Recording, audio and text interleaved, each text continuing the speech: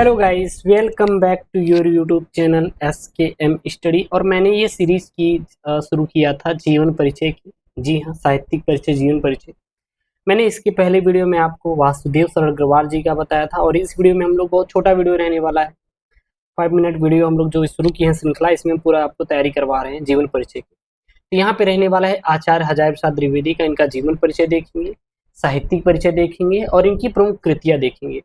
अब यहाँ पे दो स्टूडेंट होते हैं, एक साइंस के और एक आर्ट के। तो जो साइंस वाले बच्चे होते हैं वो साहित्यिक परिचय लिखेंगे इसके बाद वाले पेज में का जो रहेगा मटेरियल, और जो कला वाले बच्चे रहेंगे वो जीवन परिचय इस वाले पेज को याद करेंगे। ये बात ध्यान दीजिएगा खूब अच्छे से, ठीक है ना। तो साहित्यिक परिचय, जीवन परिचय में अंतर, और कृतियां तो दोनों बच्चे लिखेंगे। तो ये जो फ्रंट पेज होने वाला है ये अपने केवल जो साइंस कला वाले बच्चे रहेंगे वो याद करेंगे, ठीक है ना। और इम्पॉर्टेंट है, हर साल पेपर में आता है, इसको तैयार कर लीजिएगा।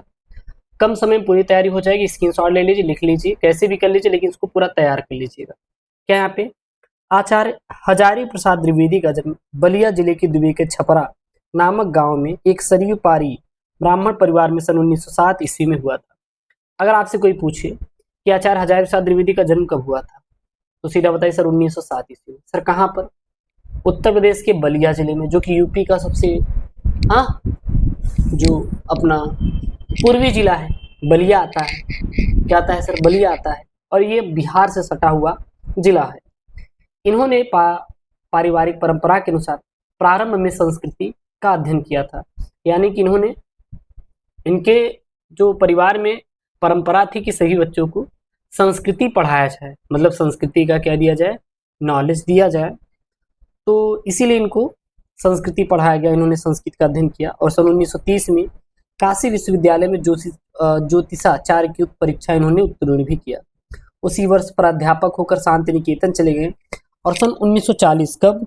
सन 1940 से 1950 तक वहां हिंदी भवन के निदेशक के पद पर कार्य करते रहे, और सन 1950 में हजारी प्रसाद द्विवेदी काशी विश्वविद्यालय में हिंदी विभाग के अध्यक्ष पद पर नियुक्त हुए। इससे एक वर्ष पहले हिंदू विश्वविद्यालय द्वारा इन्हें डी.लिट की सम्मानित उपाधि इनको दिया गया, और भारत सरकार ने सन 1957 में इन्हें पद्म विभूषण की उपाधि भी इन्होंने पाया। और इनका देहांत 18 मई सन 1979 ईस्वी को हो गया था, मतलब इनकी मृत्यु हो गई। क्लियर है? अब देखिएगा, इनका थोड़ा देख लेते हैं क्या साहित्यिक योगदान, यानी साहित्यिक परिचय याद कर लीजिए। साहित्यिक परिचय में सर क्या लिखेंगे, ध्यान दीजिएगा यहाँ पे। अब इनका साहित्यिक परिचय सर देखिए इंपॉर्टेंट है।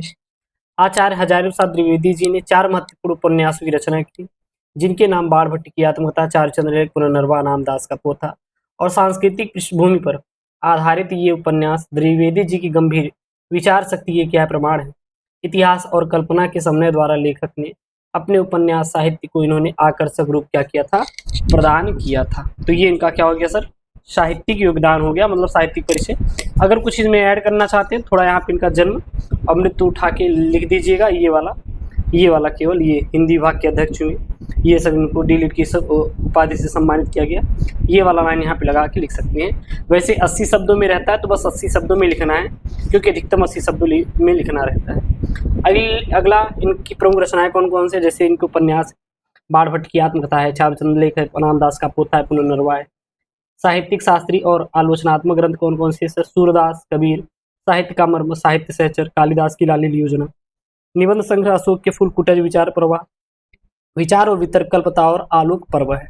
इनका इतिहास सर कौन कौन से? हिंदी साहित्य का आदिकाल, हिंदी साहित्य की भूमिका और हिंदी साहित्य इत्यादि इनकी क्या सर प्रमुख रचनाएं हैं। तो ये रहा अपना किसका, आचार्य हजारी प्रसाद द्विवेदी जी का साहित्यिक परिचय। आप इसको तैयार कर लीजिएगा।